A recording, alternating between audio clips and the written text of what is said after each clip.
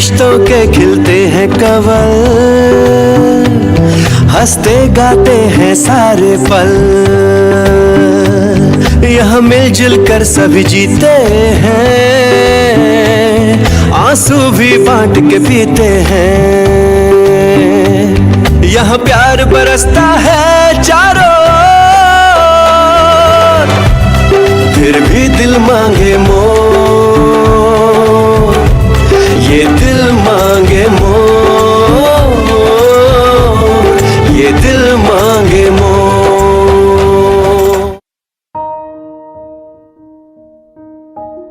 सुबेदार साहब, मैं नहीं जानता कि आप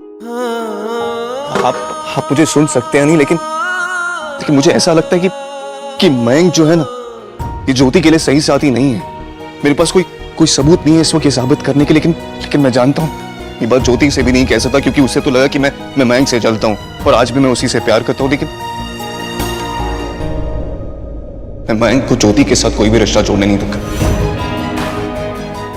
और इसके लिए मुझे आपका आशीर्वाद चाहिए।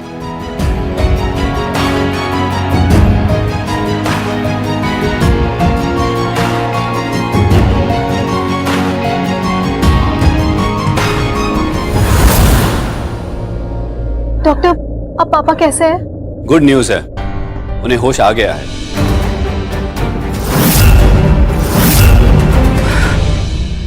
भगवान का शुक्र है। माँ, डॉक्टर ने कहा है बस उन्हें अभी होश आया है। मतलब रिकवर होने में उन्हें अभी वक्त लगेगा। कितना वक्त लगेगा? सॉरी, ये नहीं कह सकता। फिलहाल अब उनका ध्यान रखिए और जितना हो सके उन्हें खुश रखने की कोशिश कीजिए। अच्छे माहौल का असर दिमाग पे अच्छा पड़ेगा और दवाइयां भी अपना असर जल्दी दिखाएंगी।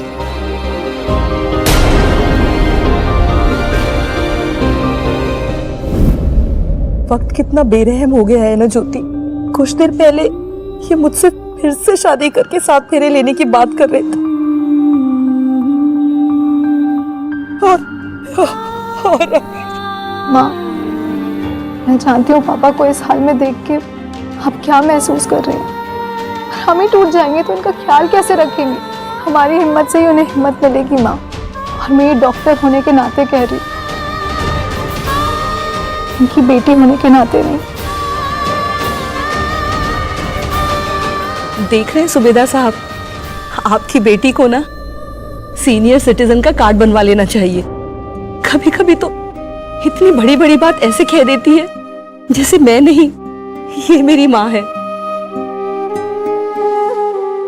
ये बुढ़ऊ की हालत ठीक हो गई ना तो हमारी खराब हो जाएगी। ए लचुआ, कहाँ बक रहा है? सुप बोल, ये माथे की सिकन हटा और अंदर जाके ज्योति के साथ रहे, नहीं तो शक हो जाएगा तुझ पर। करिश्मा कपूर भाड़े की माँ हो, असल की माँ नहीं। क्या हमको ज्ञान दे रही है? ए लच्छू भैया, एक बात बताएं, तुमको ना ज्ञान का जरूरत नहीं है, हमारे पास है। ये लो, एक दो घूंट खा लो। पुखला गए हो पा? लो। अबे यार, ये अजीब गधों से पाला पड़ा है भाई हमारा। वो अंदर पेशेंट पड़ा हुआ है, उधर कह रहे हैं कि 2 घूंट मार लो जिंदगी की। है कैसे हो बे? मतलब क्या उनकी नाक पर ताला लगाएगा? उनको बू नहीं आएगी? है, उसका भी इलाज है हमारे पास। अरे सब इलाज है। ये लो। मैं तो हर घंटे आपको फोन करके सब बातें बताती थी, पर आज तो ऐसा लग रहा है कि आप तक मेरी आवाज पहुंच भी रही है कि नहीं। सुबेदार साहब, कुछ तो इशारा कीजिए कि मुझे पता चले आप मुझे सुन पा रहे हैं।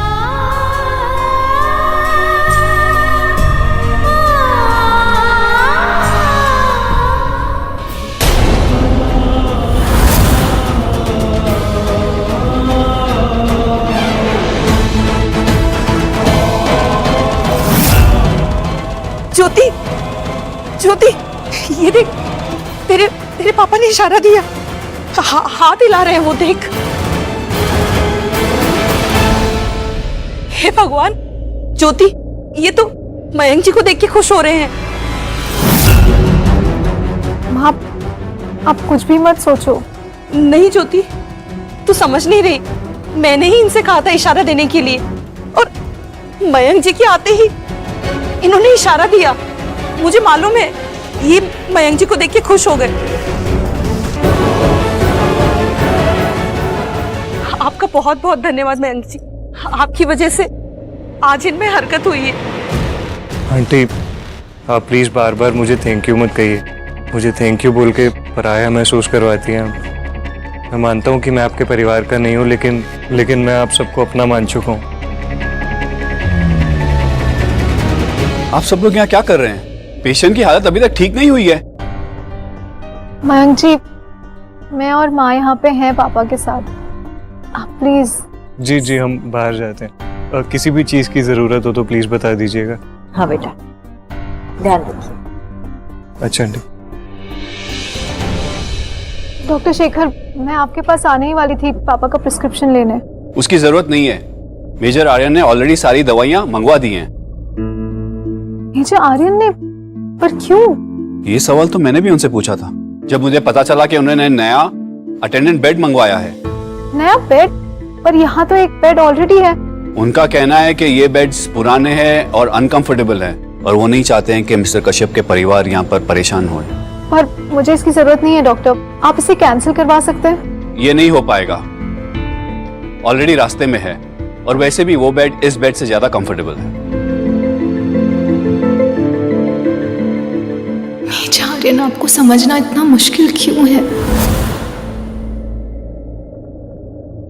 मयंक जी, मैं जानती हूँ आपके प्रस्ताव का जवाब नहीं दिया हमने अब तक। कोई बात नहीं आंटी, आप पानी पीजिए ना प्लीज। नहीं बेटा, बात तो है और आपके लिए जाननी भी जरूरी है। दरअसल ज्योति के पापा अपने तरीके से इसका जवाब देना चाहते थे। मैं कुछ समझा नहीं। ये हादसा होने के पहले वो शगुन की थाली लेकर आपके घर आ रहे थे रिश्ते की बात पक्की करने। क्या बात कर रही हैं आंटी? सच में? इसका मतलब ज्योति ने रिश्ते के लिए हामी भर दी। हम यही तो चाहते थे, हमें इसी का तो इंतजार था। मुझे भी इसी बात का इंतजार था आंटी। आंटी मैं आपको बता नहीं सकता कि मैं कितना खुश हूँ। मेरा मतलब है आंटी, मुझे पता है कि ये सही समय नहीं है खुशी जताने का, लेकिन नहीं बेटा, खुशी जाहिर करने का कोई गलत वक्त नहीं होता, बल्कि ज्योति के पापा ने भी तो ये खुशी महसूस की आपको यहाँ देखकर।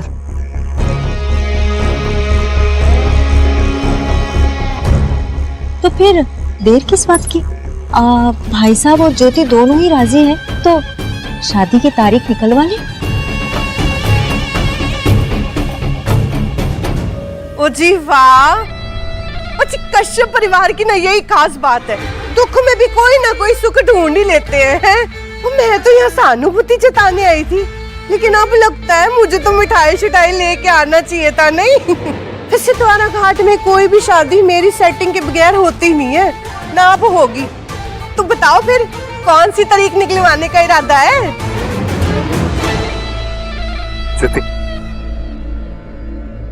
किस लिए माँ?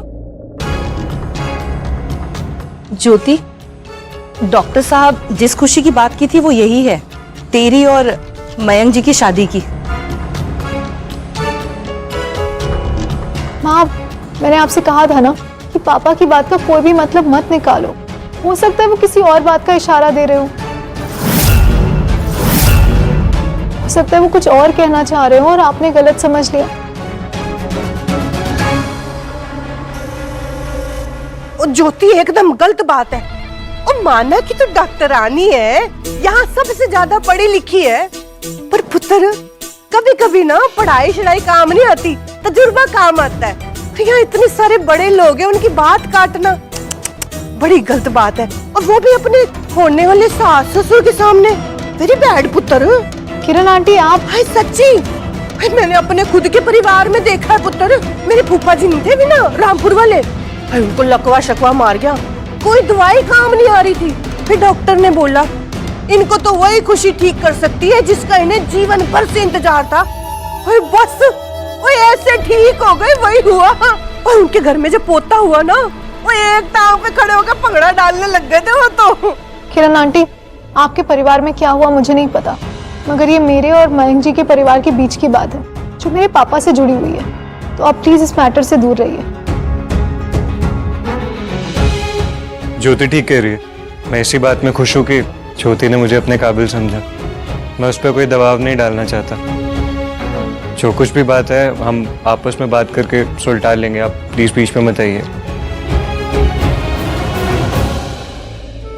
थैंक यू मयंक जी। और मेरी बात की वजह से किसी को भी ठेस पहुंची हो तो आई एम सॉरी। नहीं, इट्स ओके।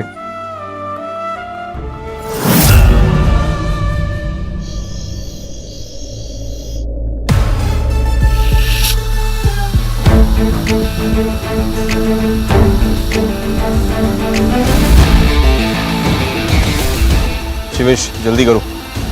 सर बस हो गया। शिवेश ये जगह कैसे रहेगी अगले मिलिट्री ट्रेनिंग के लिए? सही रहेगी सर। हाँ ना? मुझे भी ऐसे ही लग रहा है। मेजर आर्यन। हेलो। हाँ तो मैं जानता हूँ कि तुम मुझसे नफरत करते हो, लेकिन फिर भी मैं तुमको थैंक यू बोलना चाहता हूँ। राजेश अंकल को बचा के तुमने मुझ पे बहुत बड़ा एहसान किया है। मैं किसी पे एहसान नहीं करता, और ये जान के खुशी हुई कि डॉक्टर ज्योति और उनके परिवार की फिक्र है तुम्हें। और रही बात तुम पर शक करने की, तो तुम्हें जान गया हूं मैं। इसलिए तुम्हें नापसंद करने का या तुम पे कोई भी डाउट करने का तो सवाल ही नहीं आता। ठीक है, चलता हूं, बाय। हाँ तो शिवेश, ये तो बड़ा मीठा बोल के गया बे। आप तुझे इससे डरने की कोनो जरूरत नहीं है। जरूरत तो है, क्योंकि इतना मीठा हमको हजम नहीं होता।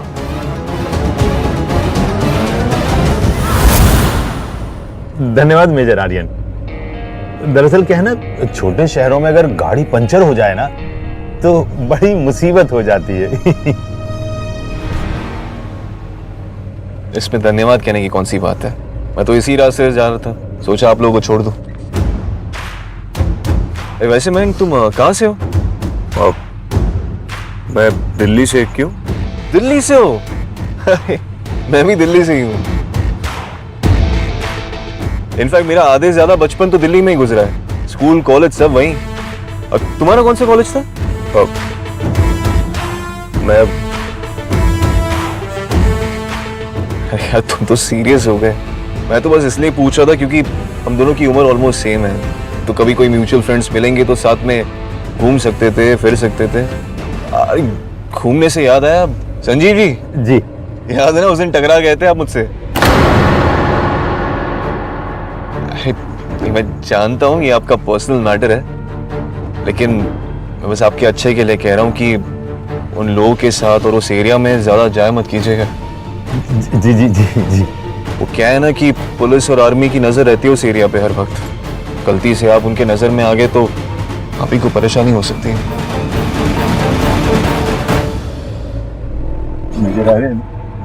ये आप क्या हमेशा जासूसी में, आर्मी वाले अवतार में घुसे रहते हैं? कभी इससे बाहर निकलो, जिंदगी जियो, नहीं तो कब चुटके बजा के जिंदगी चली जाएगी और आप जी नहीं पाओगे।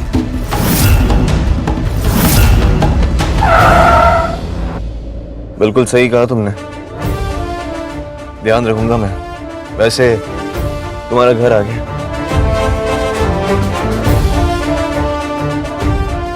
अब एक मिनट, आपने मुझसे एड्रेस तो पूछा ही नहीं, तो फिर? आर्मी वाले पता नहीं पूछते, सीधा ठिकाने लगा देते।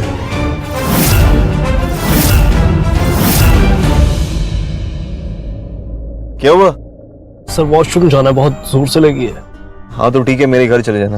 नहीं सर अर्जेंट है, समझो। 5 मिनट कंट्रोल नहीं कर सकते? समझो सर अर्जेंट है।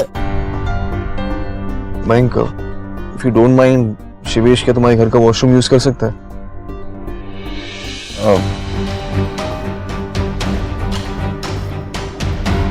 हाँ क्यों नहीं, कर सकते हैं। Thank you so much. आइए।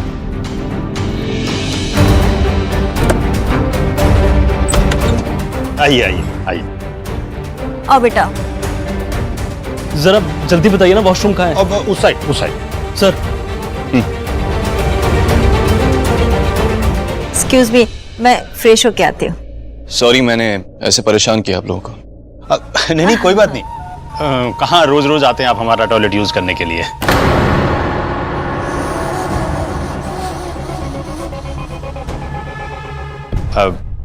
मिलते हैं जी।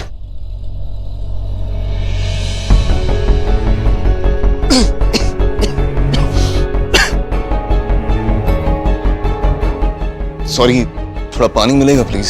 जी अभी लेके आता हूँ।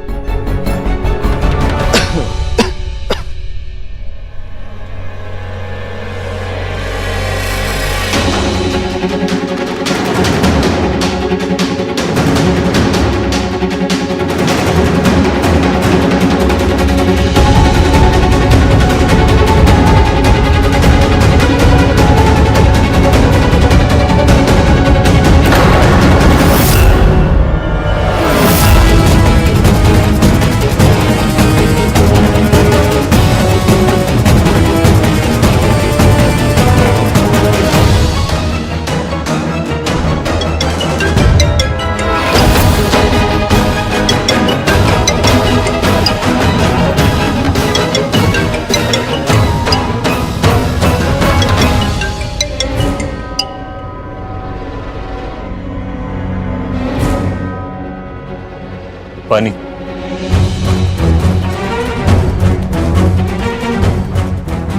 Thank you.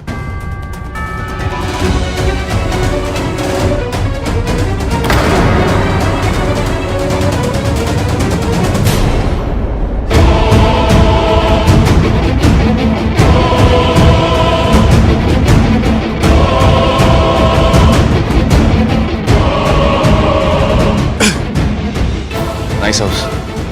शुक्रिया। हो गया? हाँ सर। चलते हैं। Thank you so much.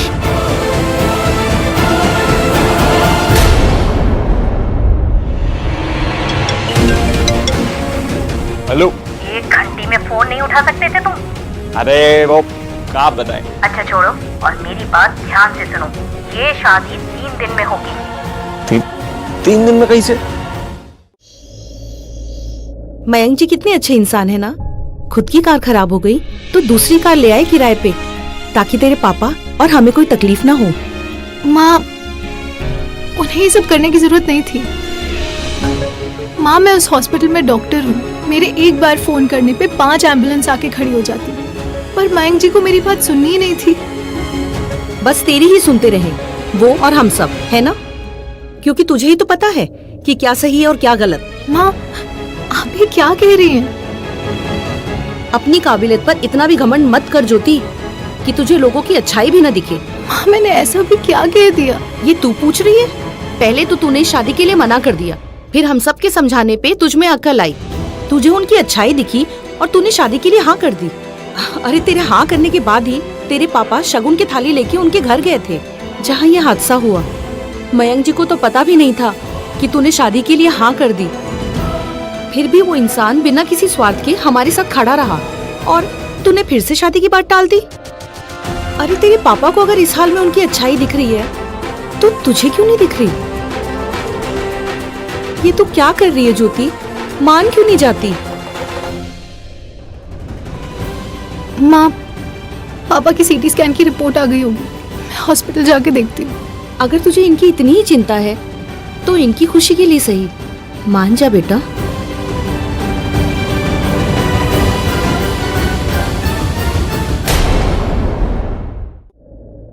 क्या हुआ ज्योति? क्या सोच रही हो? चल क्या रहा है तुम्हारे दिमाग में? यही भाभी कि माँ ने जो पापा के इशारे का मतलब निकाला है मयंक जी को लेके, वो उल्टा भी तो हो सकता है ना? उल्टा? मयंक का उल्टा मतलब आर्यन? क्या? यही तो सुनना चाहती हो ना तुम, कि तुम्हें मयंक से नहीं आर्यन से शादी करनी चाहिए?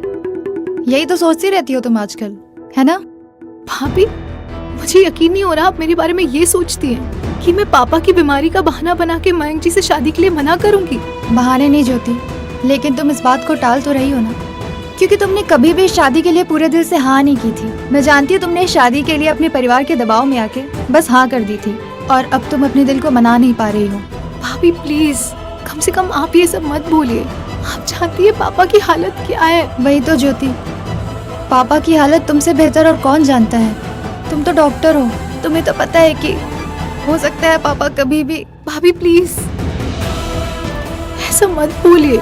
ज्योति, क्या तू अपनी पूरी जिंदगी जिम्मेदारियों का बोझ उठा के जीना चाहती है या थोड़ी खुशियों को भी गले लगाना चाहती है? ज्योति, आज तुम्हारे पास मौका है, क्या पता कल ना हो। भाभी नहीं, ये बातें मत कीजिए। बोल नहीं रही हूँ ज्योति, बता रही हूँ। कपिल के जाने के बाद मेरी जिंदगी में जो खालीपन है वो कोई भर नहीं सकता। ना कोई दोस्त, माँ पापा और ना ही तुम। उस एहसास के साथ तुम ना जियो, बस ये चाहती हूँ।